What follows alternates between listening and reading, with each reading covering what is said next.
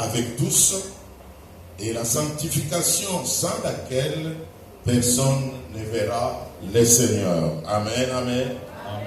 Amen, amen. Amen. Amen, amen. Amen. Bien-aimé, j'aimerais vous dire une chose. Si l'Église enseigne la crainte de l'Éternel, si l'Église vous enseigne, comme nous le faisons ce temps ici, la crainte de l'Éternel,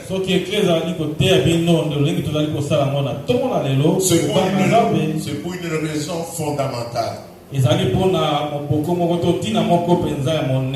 crainte de l'Éternel, c'est une clé.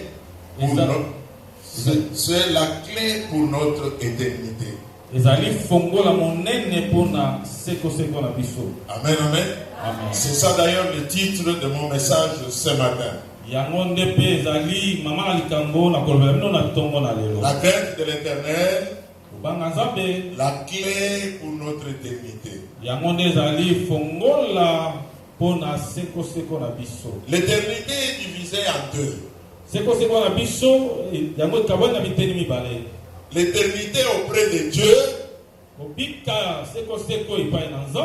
et l'éternité avec le diable en enfer.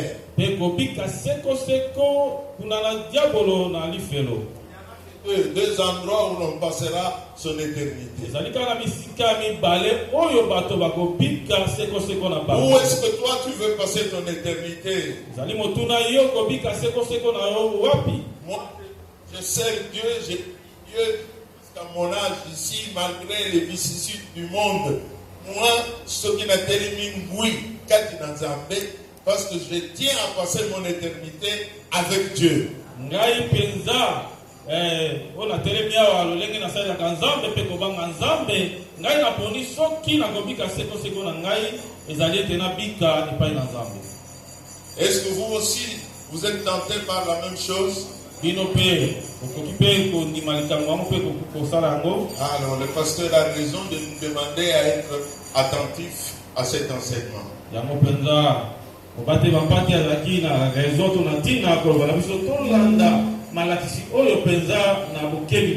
La troisième chose que je vais dire est que tout le temps que nous passons sur la terre ici,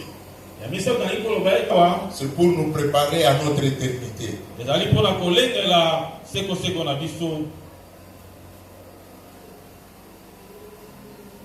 La crainte de l'Éternel, ce n'est pas qu'on voit Dieu passer. Non. La crainte de Dieu n'est pas la peur de Dieu. La crainte de l'Éternel, c'est de donner l'honneur à Dieu. C'est de donner à Dieu la prééminence sur toutes choses dans ta vie. La crainte de l'Éternel, c'est embrasser Dieu avec tous ses commandements et les observer.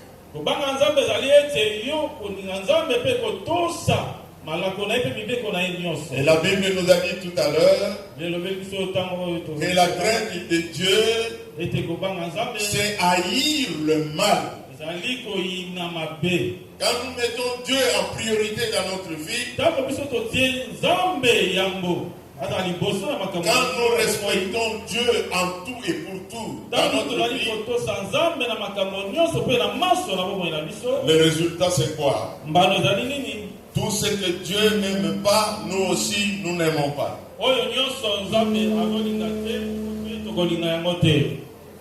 Ce que Dieu aime, c'est ce que nous aimons. Ce que Dieu déteste, nous le détestons. Et la crainte de Dieu, c'est la clé pour notre sanctification. Alors si elle est la clé pour notre sanctification, et la Bible dit rechercher la paix et la sanctification sans laquelle personne ne verra Dieu.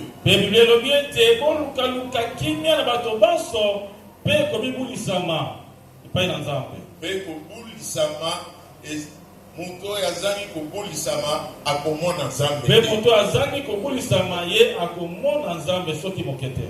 kobulisama soki eza te okomona nzambe te. Amen. Amen. Voilà pourquoi nous vous disons que l'enseignement sur la crainte de Dieu, c'est vraiment la clé du savoir sur notre éternité. Yango talatina tolobi ete malakisi ya koyeba kobanga nzambe yango ezali fongola pour etali penza bomoi na biso ya seko. Il y a des versets que nous n'avons pas lus. Et les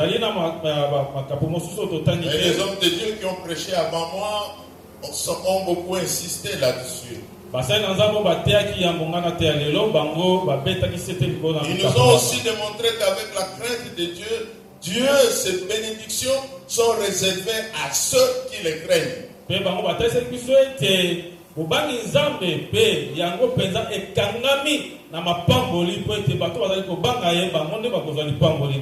aujourd'hui, bien-aimés, conformément au thème, au sujet de mon message, moi je vais aller juste dans le sens de l'éternité. La crainte de Dieu est notre clé sur l'éternité.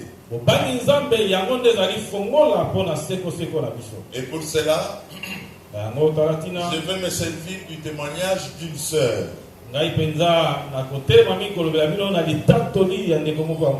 C'est une sœur qui avait été dans une église, qui a servi Dieu dans cette église-là. Et elle était au protocole. À 2 reprises, Dieu l'a pris. La première fois, Dieu est allé lui montrer le lieu de tourment. Elle est morte physiquement, mais Dieu l'a amenée dans le séjour de mort. Et il fait le témoignage de ce qu'elle a vécu dans le séjour de mort. Et puis elle est revenue à la vie. Et quelques années après qu'elle soit revenue en vie sur la terre ici, elle a eu le temps de recevoir le Seigneur. Et quand Dieu a vu que maintenant elle a reçu le Seigneur, Dieu a donné une autre occasion de mourir dans la chair. Cette fois-là, Dieu l'a amené dans l'Ola. Et au lieu du repos. Alors quand elle fait le témoignage, oui, j'ai suivi en tant qu'enseignant, j'ai vu que son témoignage ne contredit pas les Saintes Écritures.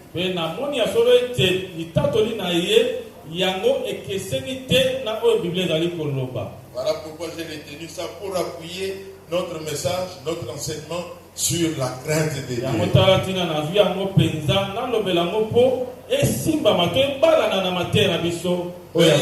Soyez heureux que vous ne soyez pas absent de cet enseignement. Vraiment,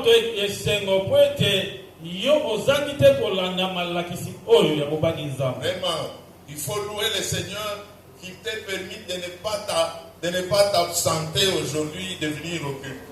Continuez à louer le Seigneur.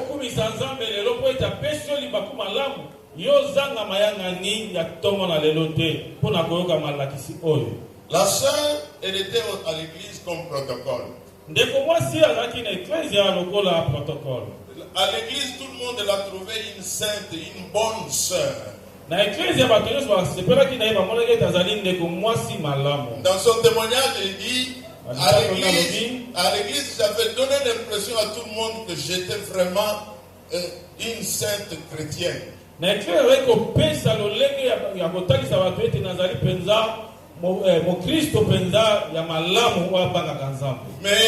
dehors, Je faisais ma vie comme tous les païens. C'est ce que les hommes de Dieu ont dit avant moi ici. Les hommes de Dieu. Papa, si tu n'es pas en forme aujourd'hui, on va imposer à cette femme-là de venir m'interpréter. C'est tellement important. Je voulais même prêcher moi tout seul. Je parle en lingala, je parle en français. Je voulais que tout le monde suive cet enseignement.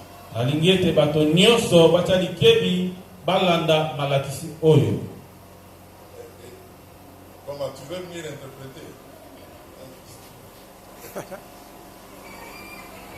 Donc à l'église, tout le monde l'a trouvée une bonne sœur, mais quand elle allait dehors, c'était une païenne toute faite.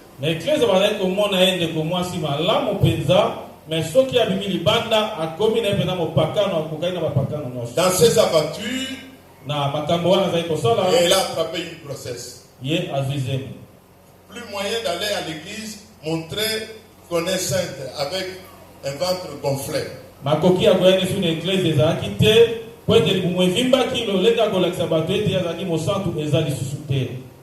Et elle a cherché à aller chez des médecins pour faire l'avortement. À chaque médecin qu'elle rencontrait, quand elle arrive chez le médecin, elle explique son problème, et le médecin lui dit, cette nuit, pendant que je dormais, Dieu m'a dit qu'il y a une fille qui viendra pour que je la fasse avorter. Et Dieu m'a dit dans mon sommeil que si j'ose, la fille va mourir entre mes mains. Et moi je serai traduit en justice. Le médecin lui dit ça. Elle sort. Elle va voir un autre médecin. Elle a expliqué son problème. Quand elle termine, le médecin commence à lui dire la même chose que l'autre médecin lui avait dit. Je ne vais pas faire ça moi. Cette nuit, dans songe,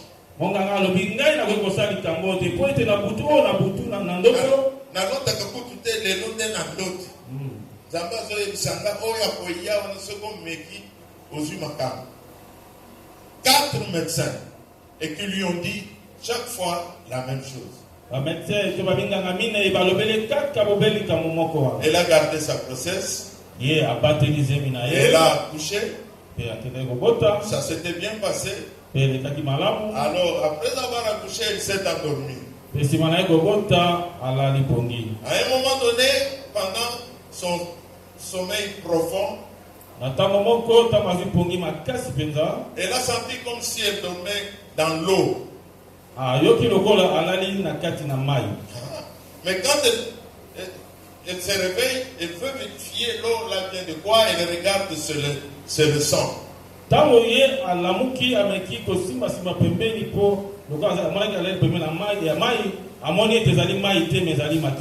Elle a saigné, elle a fait l'hémorragie.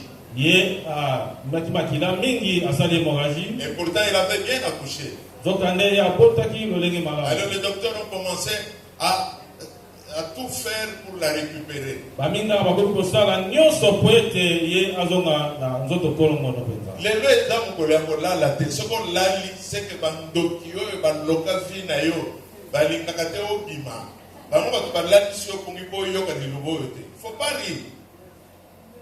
Il faut écouter ce témoignage pour continuer à rire quand on parle de la crainte de l'Éternel.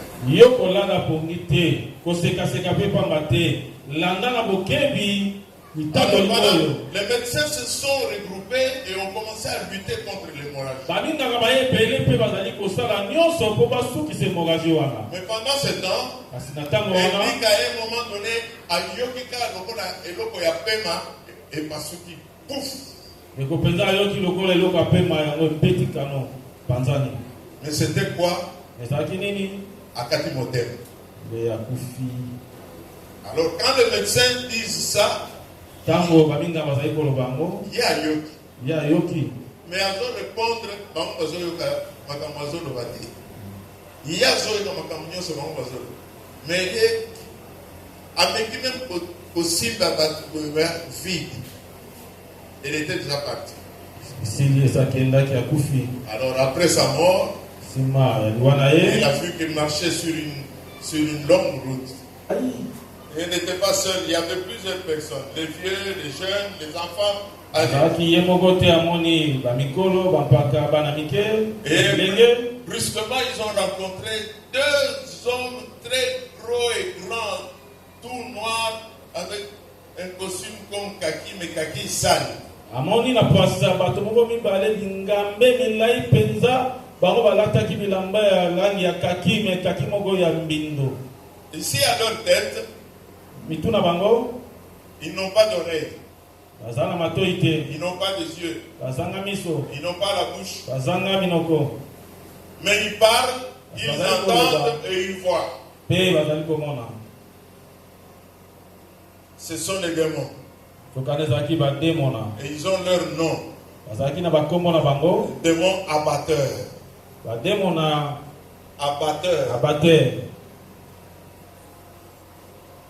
Ceux qui abattent. Alors, ils ont amené tous ces gens dans les lieux de tourment. Et les démons commencent à leur dire, comment vous êtes venus ici?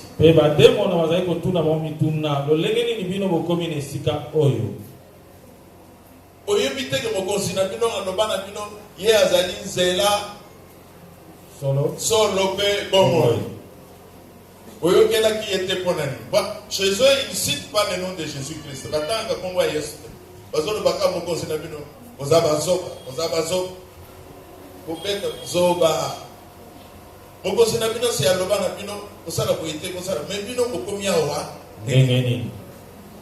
Et quel était leur corps? Et la sœur et tous les autres qui sont allés là-bas. Tous c'était des bossus.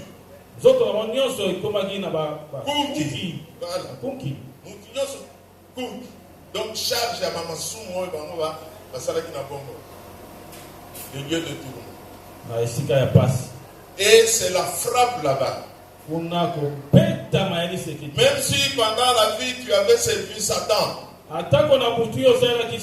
tu étais occultiste, tu étais magicien, tu entrais à l'église pour combattre les enfants de Dieu, tu entrais à l'église pour combattre les bénédictions du peuple de Dieu. Quand tu arrives là-bas, tu es sous le jugement. Eux ne te reconnaissent pas. Donc dans tout ce qu'ils font ces démons, c'est de te rappeler que sur la terre, tu étais responsable toi-même de ta vie.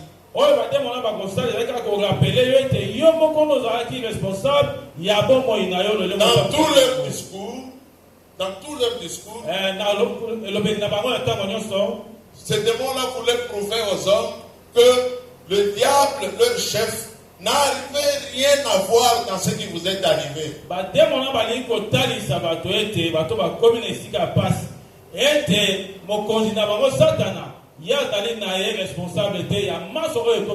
C'est vous-même parce que vous n'avez pas suivi la voie de votre mokonzi. Mokonzi na bino ateya bino aloba na bino boy. Ezalika ga bino moko popo boya ki kotosa mokonzi na bino boya ateya ki bino makambo bino bosala. Et la sœur raconte dans son témoignage, il dit que nous avons commencé à pleurer là-bas. Et certains d'entre eux demandaient même pardon aux démons. On dit, quoi?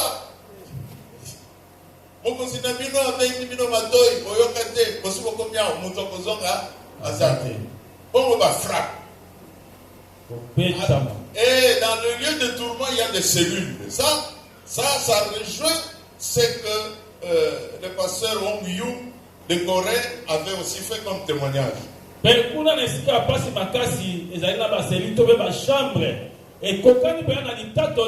au pasteur ya Kore Wangiyu après ça qui peut dire tatoli na etango pas kufaki akene ko mona sika. Très bien interprété.